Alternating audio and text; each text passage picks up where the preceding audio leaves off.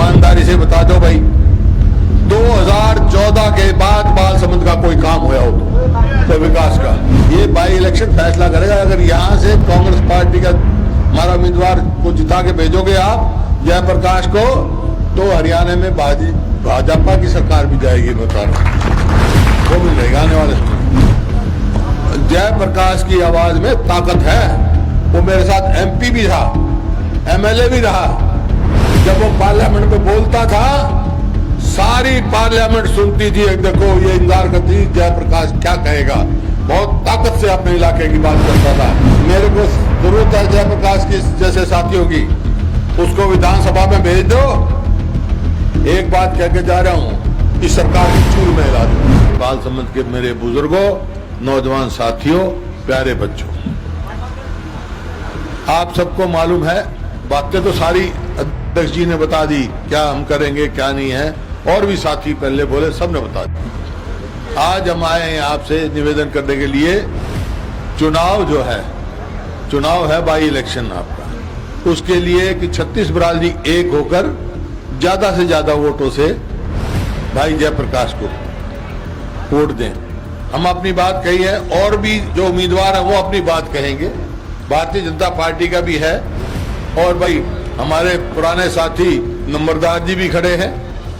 देखो नंबरदार जी आए, वो टिकट मांगने मेरे पास, और मैंने एक बात कही उनको। वीर सिंह जी बैठे, ये भी टिकट मांग रहे थे, और भी साथी कई नाम ने, सबको मैंने एक बात कही थी, भाई सारे मेरे साथी हैं, मैं सर्वे करा रहा हूं, जिसकी सबसे ज्यादा लगेगी, मेरे को लगेगा कि ये सीट जीतना जरूरी है, उसको टिकट देंगे हम। और इस बात की सबने सहमति कराई, ठीक है जी, करवा लो सर्वे, जिसको सर्वे हो उसको टिकट दे दो, हम सब साथ देंगे। वीर सिंह जी तो अगले दिन आ गए, और जो साथी टिकट मांग रहे थे वो आ गए। नंबरदार साहब एक और टिकट ले आए, जिसका कोई मायने नहीं। देखो मैंने कहा था नंबरदार को, भाई तुम जो है हमारी बात मानना, टिकट एक को मिलेगी, बाकी दूसरे का मैं पूरा मान सम्मान रखूंगा जितना एमएलए का होता है। लेकिन वो पता नहीं किसकी बखाई में आ गए। और इसका नुकसान क्या होगा? इसका नुकसान होगा एक एक वोट जो उनको पड़ेगी, वो समझो हमारे उम्मीदवार के खिलाफ पड़ेगी, उसका नुकसान होगा। तो नुकसान भाई, अपनी वोट खराब मत करियो, ये मेरी हाथ जोड़ के है। नंबरदार ने मना मनु लो, अपनी बात मुड़ा के टाला कर दे भाई, तू बनता ही नहीं। जयप्रकाश ने कहा वो बनता हो तो दे दो, सबने पता है वो नहीं बन सकते हैं। तो इसी प्रकार वो भाई दूसरे हैं, दूसरा भी है उम्मीदवार, लेकिन मुकाबला तो सीधा बीजेपी के साथ है भाई। बात सारी कह दी, मैं वो भी अपनी बात कहेंगे जो और उम्मीदवार आए बीजेपी के, पूछ लियो। मैं किसी की निंदा करना नहीं चाहता, लेकिन 4-5 सवाल हैं जो मैं आपसे पूछता हूं और आप उनसे पूछ लियो। भाई 8 साल हो गए इस भारतीय जनता पार्टी की सरकार बने हरियाणा में, हो गए ना? तो भाई सारा गांव बैठा है। यूं बता दो, मैं पहले किसान से शुरू करता हूं, किसान के हित का एक फैसला इसने किया हो तो बता दो भाई। देखो हमारी सरकार थी, खाद पर टैक्स नहीं था, कीटनाशक दवाई पे नहीं था, बीज पर नहीं था, डीजल हिंदुस्तान में सबसे सस्ता था, ट्रैक्टर पार्ट पर नहीं था। आज सब चीज में है। क्या डीजल का भाव है, क्या खाद का है, क्या मेरे को बताने की जरूरत नहीं, आप भुगतभोगी हो। मतलब नतीजा ये हो गया, लागत तो बढ़ गई, आमदनी घट गई किसान की, और आमदनी घट के भी एमएसपी नहीं मिलती। मैं उदाहरण के तौर पे कहता हूं आपका, वैसे तो सारी फसलों का मेरे पास ब्यौरा है। बाजरा है, बाजरे की 2350 रुपए प्रति क्विंटल एमएसपी है। वो किसान का अधिकार है, भीख नहीं इन्हें, लेकिन वो भी नहीं मिलता। इन्हें पोर्टल खोल दिया हरियाणा सरकार ने, ना खरीद करने के लिए कहते कहते पोर्टल नहीं चलता, पोर्टल नहीं चलता, खरीद बंद कर दी। खरीद बंद कर दी तो भाव जो 2350 मिलना चाहिए था वो 1600-1700 मिल गया। समझा? हमने देखो 2100 करोड़ किसान का कर्जा माफ किया, 1600 करोड़ बिजली के बिल माफ करे। भाई इनने एक काम करा, किसी किसान का कर्जा माफ करा हो, बिजली का बिल माफ करा हो, कोई किसान के हित का फैसला लिया हो, और एक बता दो भाई, फिर क्या मतलब हुआ इसका? गरीब आदमी के लोग, बैकवर्ड क्लास हैं, दलित हैं, उनका जैसे बताया हमारी सरकार बन गई तो पहले बनते ही हमने 20 लाख शेड्यूल कास्ट और बैकवर्ड क्लासेस के बच्चों का वजीफा पहली जमात से देना शुरू किया। 3,82,000 शेड्यूल कास्ट को और बैकवर्ड क्लासेस को 100-100 गज के प्लॉट दिए। तो हम जो दे रहे थे वजीफा बच्चों का, वो कट कर दिया, इन्हें अपना हिस्सा ही नहीं भरा, सेंट्रल गवर्नमेंट बना कर दिया। और एक प्लॉट किसी को दिया हो तो बता दो भाई। बुजुर्गों की देख लो, बता दिया उदयबान जी ने, हमारे अध्यक्ष जी ने, 5 लाख से ज्यादा बुजुर्गों की और विधवाओं की और जो हैंडीकैप उनकी पेंशन काट दी। फिर भी किस नाम की सरकार? फिर ये सरकार चाहते हो क्या तुम? नौकरी तो दूर है, मतलब जो प्रदेश हमने प्रति व्यक्ति आय, प्रति व्यक्ति निवेश में नंबर 1 छोड़ा था, आज बेरोजगारी में नंबर 1 है, आज महंगाई में नंबर 1 है, आज अपराध में पर। एक मिनट समझे? तो भाई बताओ किस मुंह से वो आपकी वोट मांग रहे भारतीय जनता पार्टी के? क्या हक है? मैं तो ये कह रहा हूं भाई, आप तोल कर देख लो, तोल कर देख लो। अगर हमारा हक बनता है तो हमारे को वोट दे दो भाई, हमारे उम्मीदवार को, जयप्रकाश जी को। बालसमंद गांव का सवाल है भाई, जहां बड़ा गांव है तारा, ईमानदारी से बता दो भाई, 2014 के बाद बालसमंद का कोई काम हुआ हो तो विकास का? फिर किस नाम के भाई?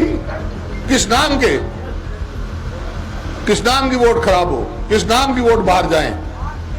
छत्तीस बरादरी का तो हक तो यही बनता है। बातें तो उदयबान जी ने बता दी, लेकिन एक बात मैं कह के जा रहा हूं, जो मैं कहता हूं वो करता हूं, जो हम कहते हैं करते हैं।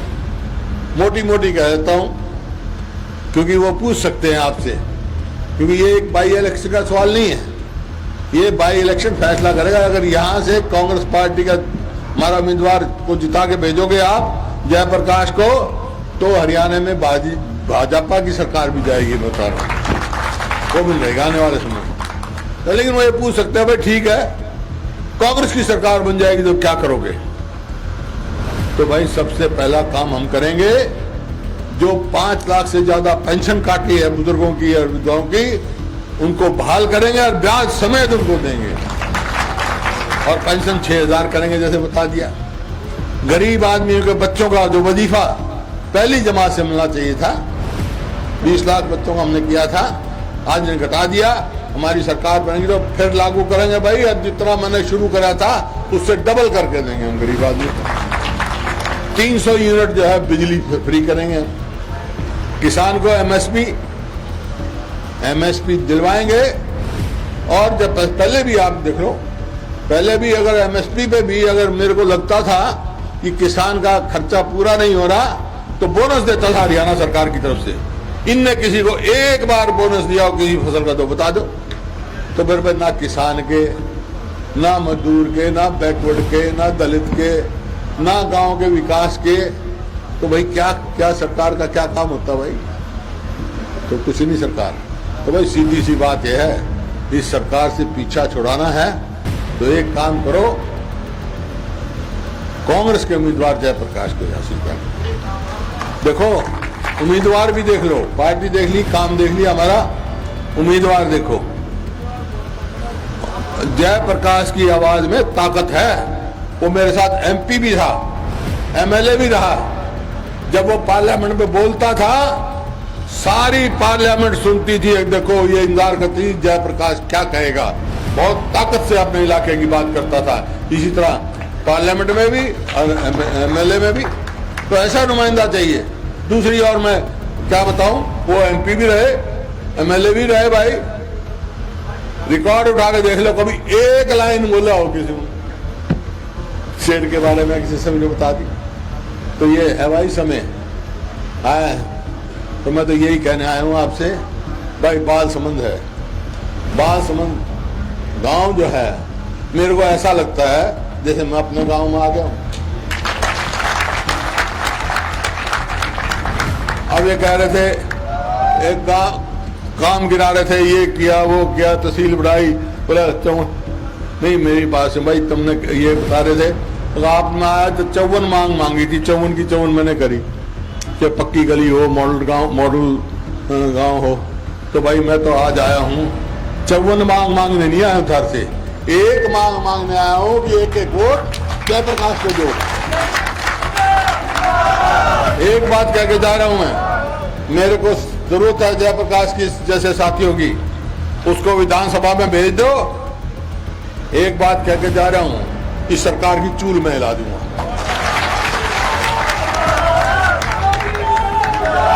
मंजूर है भाई, बाल समझ वाले बता दो, 36 बरादरी। यार एक और बात सुन लो, जीत और हार किस बात पे होगी मेरी? जब मानूंगा मैं बाल समझ में जीत, जब वोट 90% से ऊपर डालोगे। एक एक वोट को जा रहा हो रिश्तेदार, उसको ले आओ, और कहीं रिश्तेदारी में जा रहा हो कोई भाई, उसको ले आओ, कोई वोट नहीं।